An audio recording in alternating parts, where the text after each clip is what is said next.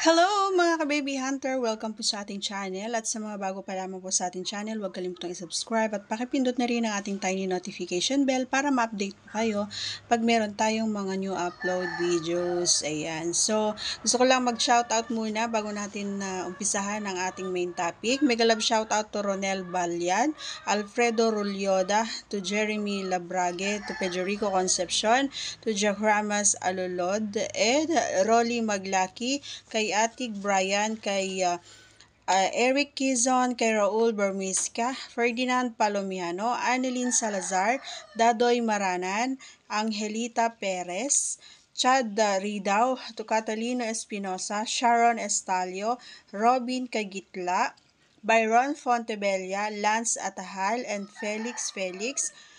Yan ang ating mga masugid na taga-subaybay ng ating mga ina-upload na videos. Maraming salamat po. Ayan, disclaimer tayo mga idol, ang video ito ay para lamang po sa may bukasang kaisipan at may malawak na pang-unawa. Kaya kung ikaw ay wala nito, maaari na lamang po mag-skip at mamili ng mga videos na nararapat po para sa iyo. Ayan.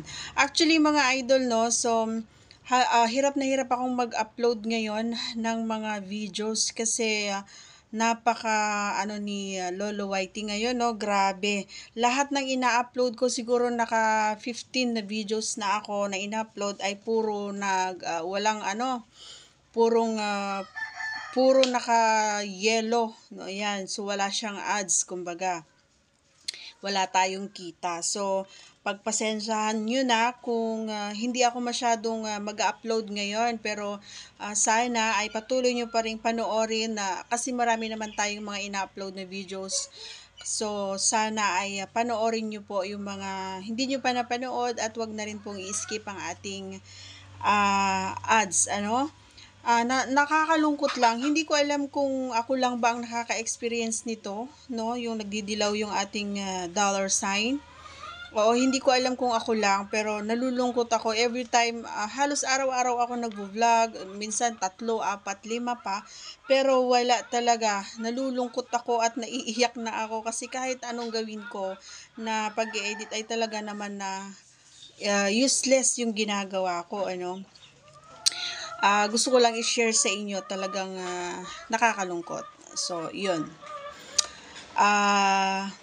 Share nyo naman sa akin kung na-experience to sa mga kapwa nating mga vloggers dyan. Ayan. At ano yung dapat gawin, ayan, para maiwasan yung pagdidilaw ng ating dollar sign.